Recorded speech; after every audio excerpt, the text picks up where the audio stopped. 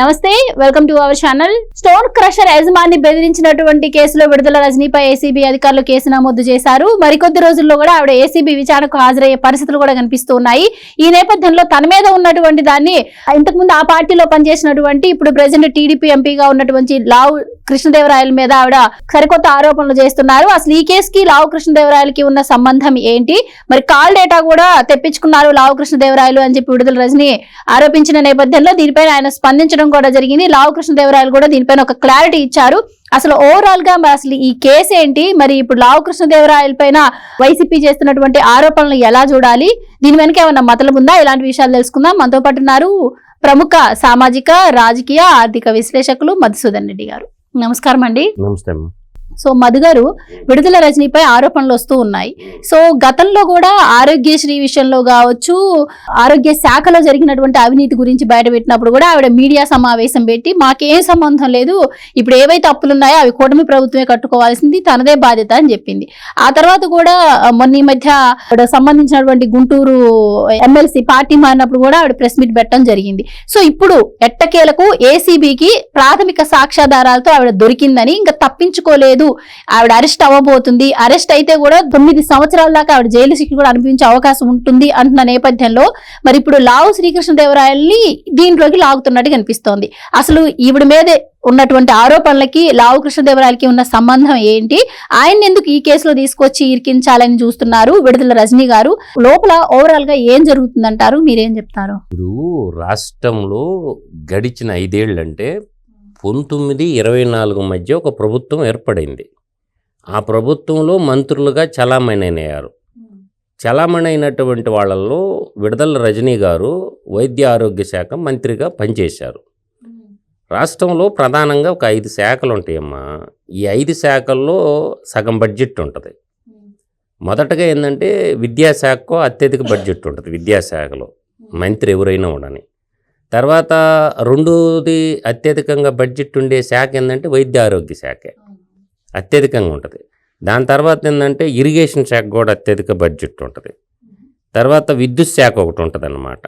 అట్లా ఏంటంటే ఈ విడుదల రజనీ గారు ఏంటంటే ఆమెకి ఐటీకి సంబంధించినటువంటి శాఖ కానీ ఇచ్చుంటే తనకు సంబంధించిన ఆ ఐటీ వ్యాపారంలోని బాగా సంపాదించింది, 1000 కోట్లకు పడగలెత్తింది.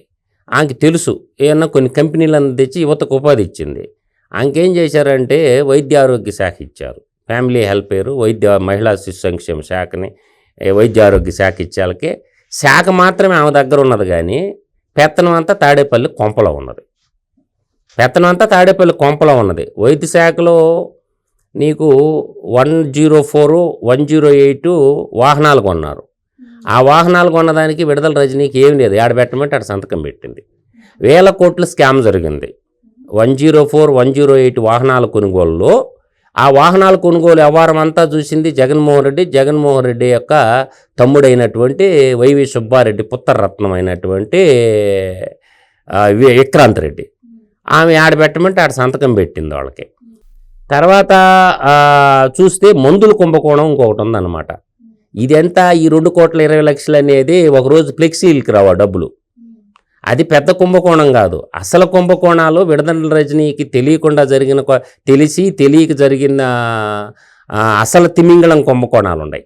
అవి ఎలికలు తీయాలి. అంటే కొండను దొవ్వి ఎలికిని పట్టారంటారు చూసావా.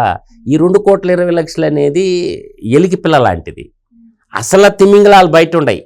అంటే 104, 108 వెహికల్స్ కొన్న కుంభకోణము 1000 కోట్ల కుంభకోణం. అది వెహికల్స్ కొనుగోలు. దాంట్లో ప్రథమ ముద్ద ఎవరంటే వైవి సుబ్బారెడ్డి కొడుకు విక్రాంత్ రెడ్డి. ఎవరు మనిషి? ఆయన మనిషి. జగన్మోహన్ రెడ్డికి సొంత తమ్ముడు అవుతాడు. అంటే పిన్ని కొడుకు కాబట్టి తమ్ముడు కాక ఏమవుతాడు. ఎందుకంటే వైవి సుబ్బారెడ్డి భార్య రాజశేఖర రెడ్డి యొక్క భార్య విజయమ్మ, వాళ్ళిద్దరు అక్కల చెల్లెళ్ళు. అందువల్ల ఏంటంటే ఇప్పుడు పోర్టు కుంభకోణం కూడా మళ్ళీ వెనక్కి రాసిచ్చింది ఎవరు? విక్రాంత్ రెడ్డి డీల్ చేశాడు. అంటే ఈ పెద్ద పనులన్నిటికీ విక్రాంత్ రెడ్డిని పెట్టుకున్నాడు అనమాట. కాబట్టి ఈ వెహికల్ కుంభకోణం అదొకటి రావాలా. మందుల కుంభకోణం ఏంటంటే DMHO అని ఒకటి ఉంటుంది. ప్రతి జిల్లాలో ప్రభుత్వ ఆసుపత్రులకి కావాల్సినటువంటి వస్తువులు సేకరణ చేస్తారు. ఆ డిసీజెస్ వస్తాయి కదా, డెంగ్యూ, మలేరియా, టైఫాయిడ్ ఇట్లాంటివి వచ్చినప్పుడు గవర్నమెంట్ హాస్పిటల్కి కావాల్సినటువంటి మందులు కొనేటటువంటి ఒక స్టోర్ ఉంటుంది, స్టాక్ పెట్టేది. ఇది 1000 కోట్లు కొంటారనమాట. నాట్ ఓన్లీ బయటికి తెలియదు అనమాట ఇవన్నీ. ఇది తెలియకుండా ఏం చేసినారంటే ఇంకా ఒక 6 నెలల్లో సంవత్సరంలో ఎక్స్పైర్ అయ్యే డ్రగ్స్ కొన్నారు. 6 months 1 yearలో ఎక్స్పైర్ అయ్యే డ్రగ్స్ కొన్నారు. అంటే వాటి మీద కమిషన్ ఎక్కువ వస్తుంది అనమాట వీళ్ళకి. మామూలుగా ఏంటంటే ఏదైనా మెడికల్ స్టోర్లో పోయి మందులు కొనుక్కునే వాళ్ళు ఏం చేస్తారంటే మ్యానుఫ్యాక్చరింగ్ డేట్ చూసి 3 నెలల ముందు మ్యానుఫ్యాక్చరింగ్ అయింది కొంటారు, లేదంటే 6 నెలల ముందు అయ్యే మ్యానుఫ్యాక్చరింగ్ అయ్యే డేట్ చూసుకుంటారు. కానీ వీళ్ళు ఏం చేశారు, ఇంకొక 6 నెలల్లో 9 నెలల్లో సంవత్సరం కాలంలో ఎక్స్పైర్ అయ్యే డ్రగ్స్ కొన్నారు. ఈ డ్రగ్స్ కొన్న దాంట్లో 1000 కోట్లు చేతులు మారినాయి. ఏ కంపెనీలకు ఆర్డర్ ఇచ్చారు, పేమెంట్లు ఎంత చేశారు, దాదాపుగా నీకు సంవత్సరానికి యావరేజ్న 15,000 కోట్లు పెట్టుకుంటే 75 నుంచి 80,000 కోట్లు బడ్జెట్ విడుదల రజనీ చేతిలో ఉన్నది. స్మాల్ బడ్జెట్ కాదు, 5 ఏళ్ల బడ్జెట్. సంవత్సరానికి 15,000 కోట్లు లెక్కనేసుకున్నా కూడా అప్పుడు 15 75 75 నుంచి 80,000 కోట్ల రూపాయలు బడ్జెట్ విడుదల రజనీ చేతిలో ఉన్నది. సో దాంట్లో దాదాపు చాలా కొట్టేసింది అనమాట. ఇది అంతా కొట్టేసింది ఎవరు? Centralised corruption. గత ప్రభుత్వం చేసింది ఏంటంటే ఎమ్మెల్యేలకి మంత్రులకి వీళ్ళ దగ్గరకు ఊరికి పోకుండా సెంట్రలైజ్డ్ కరప్షన్ చేశారు. మైన్ వాళ్ళ చేతిలోని పెట్టుకున్నారు, మైన్స్. తర్వాత మద్యం వాళ్ళ చేతిలోని పెట్టుకున్నారు, మెడికల్ వాళ్ళ చేతిలోనే పెట్టుకున్నారు. అంటే ఇది సెంట్రలైజ్డ్ కరప్షన్గా వాళ్ళకి పోతే వీళ్ళు ఏం చేశారంటే జగనన్న లేఅవుట్లు ఉన్నాయి, ఈ లేఅవుట్లు భూములు ప్రభుత్వానికే భూములు కొన్నారు. కొన్నప్పుడు రైతుల దగ్గర 10 నుంచి 15 లక్షల రూపాయలకి భూములు కొనుగోలు చేసి 65 లక్షలకు ప్రభుత్వానికి వచ్చారు. ఆ పై డబ్బు వీళ్ళు నొక్కేశారు. అది ఒక కుంభకోణంలో బయటపడి డబ్బులు ఇచ్చి సెటిల్ చేసుకున్నది రైతులు. అండ్ ఇంకోటి సార్, ఇప్పుడు ఆవిడ చిలకలూరుపేట నుంచి గతంలో గెలవడం జరిగింది. ఇప్పుడు ఆవిడ చేసిన అక్రమాలు ఈ దందాల వల్లే ఆవిడకి పూర్తి వ్యతిరేకత రావడం, ఆవిడ ఓడిపోవడం కూడా జరిగింది. ఇదంతా మనకు తెలిసిన విషయమే. అయితే ఇప్పుడు దీంట్లో లావు కృష్ణదేవరాయల పాత్ర ఏంటి? కాల్ డేటా గురించి ఆవిడ మాట్లాడటం జరుగుతోంది. అయితే దీనిపైన ఆయన స్పందించి క్లారిటీ ఇచ్చారు, కానీ అసలు కాల్ డేటా విషయం ఏంటి? అందులో వాళ్ళ ప్రభుత్వం ఉన్నప్పుడే వీళ్ళు ఒకరికొకరు పడక చేసుకున్నారు. ఎంపీకి ఈమె ఎమ్మెల్యేగా మంత్రిగా ఉండేది, ఆయన నరసరావుపేట ఎంపీగా ఉండేవాడు. సో వాళ్ళకి ఇంటర్నల్ ప్రాబ్లం ఏదో ఉంది. ఆమె ఒక కొత్త కుంభకోణాన్ని బయటపెట్టింది. లావు కృష్ణదేవరాయలకు సంబంధించి విశాఖపట్నంలో భూములు ఉన్నాయి, ఆ భూములు జగనన్న క్లియర్ చేశాడు, వాటి మీద కూడా ఎంక్వైరీ చేయని చెప్పకనే చెప్పింది. సో తప్పే ఉందమ్మా. ఇప్పుడు ఆయన ఏ భూములు విశాఖపట్నంలో కొన్నాడో వాటిని జగన్మోహన్ రెడ్డికి ఎందుకు క్లియరెన్స్ చేశాడు, అది కూడా బయటికి రానియండి, మంచిదే కదా, తప్పేముందా? ఇప్పుడు పాలకు పాలు నీళ్ళకి నీళ్ళు తేలిపోద్ది కదా, ఊరక బట్టకాల్చి మొఖానేసిందా? కృష్ణదేవరాయలు ఏమన్నా సహజంగా భూములు కొన్నాడా విశాఖపట్నంలో? ఆ భూములు ఏ ప్రాతిపదికన జగన్మోహన్ రెడ్డి క్లియర్ చేశాడు? అవి ఏమన్నా 22A జాబితాలో ఉన్నాయా, లేకపోతే అసైన్మెంట్ భూములు ఏమన్నా ఉన్నాయా, దేవాదాయ శాఖ భూములు ఏమన్నా? ఎంక్వైరీ చేస్తే తేలిపోద్ది కదా నిజమా ఏంటి అబద్ధమైందని. ఆమె ఏంటంటే మధ్యలో రాయబారిని పంపించిందంటమ్మా. కృష్ణదేవరాయలు చెప్పాడు, ఏరే ఒక కార్పొరేటర్ని పంపించిందంట, వాళ్ళ డబ్బులు వాళ్ళకి తిరిగి ఇచ్చేస్తాను, నా మీద కేసు లేకుండా చూడు అని చెప్పి మధ్యవర్తిని కృష్ణదేవరాయల కాడికి పంపించిందంట. అంటే నువ్వు డబ్బులు తీసుకున్నామని ఆమె ఎక్కడ కూడా నేను డబ్బులు తీసుకోలేదని చెప్పలా. డబ్బులు నేను స్టోన్ కర్సర్ వాళ్ళ దగ్గర నేను తీసుకోలేదని అసలు నోటి నుంచి చెప్పటం ఆమె. వాళ్ళు పోయి ఏసీబీ కేసు పెట్టారు. కేసు పెడితే బెదిరిస్తుంది. ఏమని? మా అన్నున్నాడు, పులివెందుల పోటుగాడు నాకు అడ్డంగా ఉన్నాడు, రేపు మేము వస్తాము, మీ అంతు తేలుస్తామని బెదిరిస్తుంది. బెదిరిస్తే బెదిరిపోద్దా? ఇప్పుడు సెంటర్లో సిబిఐ ఈడీ కేసులు ఉంటాయమ్మా. సెంటర్లో ఫైనాన్స్కి సంబంధించిన ఈడీ సంబంధించిన సిబిఐ ఈడీ సివిసి ఉంటుంది. అట్లాగే రాష్ట్రానికి వచ్చేళ్ళకి ఏసీబీ ఉంటుంది, సిఐడి ఉంటుంది, రాష్ట్రానికి సంబంధించిన విజిలెన్స్ కూడా ఉంటుంది. రాష్ట్ర స్థాయిలో జరిగిన అన్నీ బయటికి తీస్తారు. ఇవాళ దొరికిపోయింది, క్లియర్గా దొరికిపోయింది విడుదల రజని. తప్పు చేయకపోతే, డబ్బులు తీసుకోకపోతే నేను ఇస్తాను తిరిగి ఆ డబ్బులని ఎందుకు రాయబారానికి పంపించావు? ఇది రాయబారమా రాయబేరమా? ఎందుకు చేసుకున్నావు బేరం? అదేమంటే నేను బీసీ మహిళని బీసీ కార్డు ఎందుకు ఉపయోగిస్తున్నావు? ఇప్పుడు బీసీ అయినా, ఓసీ అయినా, ఎస్సీ అయినా, ఎస్టీ అయినా దొంగే. మంత్రి అయితే కంత్రి పనులు చేయమని చెప్పారా? చేయమని చెప్పలేదు కదా. అందుకని పోతన భాగవతంలో ఒక పద్యం చెప్పాడు పెద్ద ఆయన. పోతన భాగవతంలో వారిజాక్షులయందు వైవాహికములయందు ప్రాణ విత్త మానభంగములయందు బొంకవచ్చు. ఊరకరాయల పోతన గారు భాగవతంలో వారిజాక్షులయందు ఆమెకు అర్థమైపోయింది. తర్వాత వైవాహికములందు మ్యారేజ్ విషయానికి సంబంధించి ప్రాణం పోయేటప్పుడు, తర్వాత విత్తము అంటే ధనము, మానభంగముల యందు బొంకవచ్చు అని చెప్పాడు. ఈమెం చేసిందంటే ఇప్పుడు డబ్బు దొంగతనం చేసింది కాబట్టి ఒక ప్రజాప్రతినిధిగా ఉంటూ డబ్బు దొంగతనం చేయకూడదు, మంత్రి అయితే కంత్రి పనులు చేయకూడదు. అందువల్ల మంత్రి అయిన తర్వాత స్టోన్ క్రషర్ వాళ్ళ దగ్గర డబ్బులు వసూలు చేయడం, అది ఏం పని అంటే పాడు పని కదా. రియల్ ఎస్టేట్ వాళ్ళకి డబ్బులు వసూలు చేయడం, నువ్వు ఎలక్షన్లో పెట్టుబడి పెడితే ప్రజాస్వామ్యంలో నేను ఒక 50 కోట్లు 100 కోట్లు పెట్టాను కాబట్టి వసూలు చేయటానిక, ప్రతి పనిలో వసూలు దందా మొదలుపెట్టింది, ఆ దందాలో కూరుకోబోయింది. ఇప్పుడు దీనికి మహిళా కార్డు తీయటం, బీసీ కార్డు తీయటం, ఓసీ కార్డు తీయటం, అవినీతి, ధర్మం ధర్మమే, అధర్మం అధర్మమే. ఏమవుతుంది?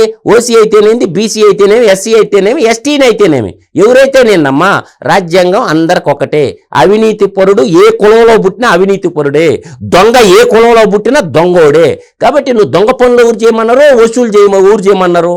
అందువల్ల ఏంటంటే ఇది తేనె తుట్టి కదిలింది, ఆ విష వలయంలో ఇరుక్కుపోయింది. ఆ ఇరుక్కుపోయి ఇప్పుడు పిక్కోలేక చచ్చిపోతా ముసల కన్నీరు కారుస్తుంది. నేను ఏం చేయలేదు, నేను మహిళల్ని, బీసీ మహిళని కాబట్టి నా మీద దాడి చేస్తారా, మీరు మగాళ్ళు అయితే మా అన్న పులివెందుల పోటుగాడి మీద దాడి చేయండి, మా అన్న ఉండడు నాకు, మేము వస్తాం అని ఎవరిని బెదిరిస్తున్నావు నువ్వు? పులివెందుల పోటుగాడు మా అన్న ఉండడు అని చెప్తుంది. కాబట్టి మా మరిది ఆడో జర్మనీలో ఉండో, ఆయన మీద కూడా అంటే ఎక్కడి నుంచి దోసేసినంత జర్మనీకి పంపించినవా ఇంతకే. అందువల్ల ఏంటంటే విడుదల రజనీ గారు గౌరవంగా చెప్పేసేయండి, మా మహిళ గారు నీ మంత్రి శాఖలో దాదాపు 70 నుంచి 80 వేల కోట్లు, తన మంత్రిత్వ శాఖలో ఏం చేసింది చెప్పదమ్మా, నువ్వు ఏం సాధించను. కనీసం నేను ఒక చిన్న ఎగ్జాంపుల్ చెప్తానమ్మా. ఏ రోజన్నా నేను చెప్తాను, నాకు సామాన్యుడికి నాకు తెలిసినంత ఆయనకు తెలుసో లేదో కానీ నేను ఒకటి సింపుల్ చెప్తాను. 646 హాస్పిటల్స్ ఉన్నాయి ఎంటైర్ ఉమ్మడి 13 జిల్లాల్లో. ఈ 646 హాస్పిటల్లో ఏ రోజున ఒక్కరోజు విజిటింగ్ పోయిందా? ఏ హాస్పిటల్లో ఏం జరుగుతుందో చూసిందా? శ్రీకాకుళం 17 హాస్పిటల్లో, విజయనగరం ఒక 31 హాస్పిటల్లో, తర్వాత విశాఖపట్నం 61, పశ్చిమ గోదావరి 23, తూర్పు గోదావరి 73, కృష్ణా 108 హాస్పిటల్లో, గుంటూరు 83 హాస్పిటల్లో, తర్వాత ఒంగోలు 32 హాస్పిటల్లో, నెల్లూరు 38, చిత్తూరు 56, కడప 20 హాస్పిటల్లో, తర్వాత అనంతపురం జిల్లాలో 28 హాస్పిటల్లో, కర్నూలు జిల్లాలో 73 హాస్పిటల్లో, వెరసి 146 హాస్పిటల్కి ఏ రోజున ఇన్స్పెక్షన్కి పోయిందా? ఒక వైద్య ఆరోగ్య శాఖ మంత్రిగా ఉండి ఏ రోజున ఢిల్లీకి పోయి కేంద్ర వైద్య ఆరోగ్య శాఖతో మాట్లాడి ఏమన్నా పని చేసుకుని వచ్చినా? తన శాఖలో ఏం అభివృద్ధి చేసినావు? ఏదన్నా ఒక మెడికల్ కాలేజ్ ఇన్స్పెక్షన్కి పోయిందా? పోలేదుగా. ఫేస్బుక్ ట్విట్టర్లో రీల్స్ చేసుకొని సరిపోయా. అందువల్ల ఒక రాష్ట్ర మంత్రిగా ఉండి నేను చెప్పిన 646 హాస్పిటల్లో ఏ హాస్పిటల్కి పోయి ఇన్స్పెక్ట్ చేసినావు? యాడ బెట్టమంటే ఆడ సంతకం పెట్టడమేనా? అవును, సకల శాఖల మంత్రి యాడ బెట్టమంటే ఆడ సంతకం పెడితే ఇప్పుడు ఇరుక్కుంటివి. కాబట్టి త్వరలో ఇంకొక పెద్ద కుంభకోణం బయటికి రాబోతుంది. ఆ కుంభకోణంలో విడుదల రజని బతికినంత కాలం శ్రీకృష్ణ జన్మస్థానంలో ఉండేటటువంటి అవకాశాలు ఎక్కువగా అవపడుతున్నాయి. అదే 104, 108 వెహికల్ కుంభకోణం. ఇంకోటి మెడికల్ కిట్లు కాదు, మెడిసిన్స్ కొన్న కుంభకోణం ఉంది. ఏ కంపెనీలకి ఎంత డబ్బు ఇచ్చావు, ఏడ సంతకం పెట్టావు, ఎవరికి ఆర్డర్లు ఇచ్చావు, అది చెప్పమంటే చెప్పదు. ఏ రోజు ఆ స్టాటిస్టిక్స్ చెప్పరే. మంత్రిగా ఉండి ఎడ్యుకేటెడ్గా ఉండవు కదా. మహిళ అయితే ఏంటమ్మా, మంత్రివే కదా నువ్వు. మంత్రి కాబట్టి సమిష్టి నిర్ణయం. నీ శాఖలో జరిగిన అవినీతి గురించి చెప్పాల్సిన బాధ్యత ఉంది. ఇది వ్యక్తిగత విషయాలు కాదు, రాష్ట్ర ప్రజలందరూ పన్నుల రూపంలో కట్టినటువంటి డబ్బుకి సంబంధించిన వ్యవహారం. మీ పులివెందుల పోటుగాడు ఆల్రెడీ తండ్రి అధికారాన్ని అడ్డం పెట్టుకొని దోచేసిన కేసుల్లోనే 11 సిబిఐ కేసులు, 9 ఈడీ కేసులు ఇరుక్కొని ఉన్నాడు. ఒక ఆర్థిక ఉగ్రవాది మా అన్న అంటుండవు కదా, అన్నకాడ అవి నేర్చుకున్నావా ఏంది? దోపిడీ ఎలా చేయాలో నేర్పించుంటాడు. మంత్రిగా పనిచేయమని చెప్పలేదు, దోపిడీ ఎలా చేయాలో నేర్చుకొని ఉంటుంది. కాబట్టి నిండా మునిగిపోతే సలే లేదని చెప్పి నిండా మునిగిపోయింది అవినీతి కేసుల్లో, అవినీతి రొంపులో ఇరుక్కోబోయింది. కాబట్టి ఇంకా పిక్కోలేక అల్లాడుతూ ఉంది. ఎవరికి ముద్దు అవినీతి చేసిన ప్రతి ఒక్కరిని కూడా శిక్షించాలని చట్టం చెప్తుంది. Right sir, thank you so much. నమస్కారం.